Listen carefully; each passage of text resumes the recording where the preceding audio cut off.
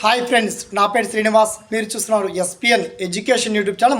మొత్తంలో ఇవాళ ఈ వీడియోలో తెలంగాణ సర్కార్ కొత్త రేషన్ కార్డులను ప్రవేశపెట్టనుంది. మొత్తానికి ఆల్రెడీ ఉన్నటువంటి రేషన్ కార్డులు ఉన్నప్పటికీ కొందరికి ఖాళీ జిరాక్స్ కాపీలు ప్రింట్అవుట్ మాత్రమే ఉన్నాయి. మిగతా కొత్త రేషన్ కార్డులకు సంబంధించి పర్టికులర్ డీటెయిల్స్ అండ్ ఎంతమంది లబ్ధిదారులు దరఖాస్తు చేసుకున్నారు. రీసెంట్గా మనకి ప్రజాపాలన దరఖాస్తు వచ్చినటువంటి ఆధారంగా నెక్స్ట్ తర్వాత ఇంటింట సర్వే కూడా నిర్వహించారు. మొత్తానికి ఎన్ని దరఖాస్తులు ఉన్నాయి, మరి ఎలా చెక్ చేసుకోవాలో ఆ పర్టికులర్ డీటెయిల్స్ ఏంటో మనం షార్ట్ అండ్ క్లియర్ కట్గా తెలుసుకుందాం. ఓకేనా? So let's start our topic.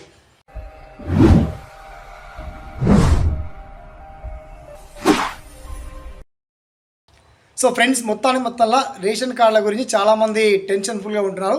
So ఇంటింట సర్వే ఇచ్చారు, మీరు ప్రజాపాలనలో దరఖాస్తు ఇచ్చారు కాబట్టి ఏ ఒక్క టెన్షన్ పడకుండా హయ్యర్ దెన్ ఆదాయం ఉన్నటువంటి వ్యక్తులకు కావచ్చు, ప్రభుత్వ ఉద్యోగులకు కావచ్చు రేషన్ కార్డ్స్ రావు.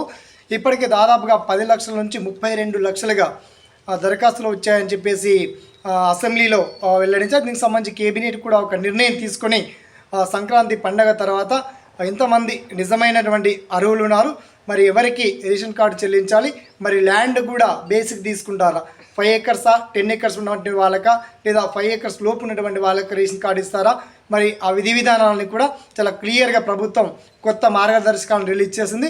మరి ఆ అర్హుల జాబితా ఎలా చెక్ చేసుకోవాలి, కొత్త రేషన్ కార్డు యొక్క వివరాల గురించి ఏ ఒక్కరికి కూడా టెన్షన్ పడకుండా వన్స్ మీరు వీడియో కింద లింక్స్ ఓపెన్ చేసి చూస్తే మీకు ఆల్ డీటెయిల్స్ అన్నీ చాలా వండర్ అండ్ క్లియర్ఫుల్గా మీకు అందుబాటులో ఉంటాయి.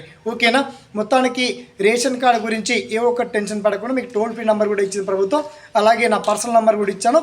రేషన్ కార్డుల గురించి కావచ్చు, మిగతా ఇతర కార్డుల గురించి కావచ్చు, మీకు వచ్చినటువంటి ప్రతి డౌట్స్ని సలహాలను తెలియజేయండి. మొత్తానికి రేషన్ కార్డు గురించి నేను తక్కువ మొత్తంలో చెప్తున్నా, బట్ ఫుల్ఫిల్ ఇన్ఫర్మేషన్ మాత్రం మీకు వీడియో కింద లింక్ రూపంలో అప్డేట్ చేయడం జరిగింది. ఓకేనా?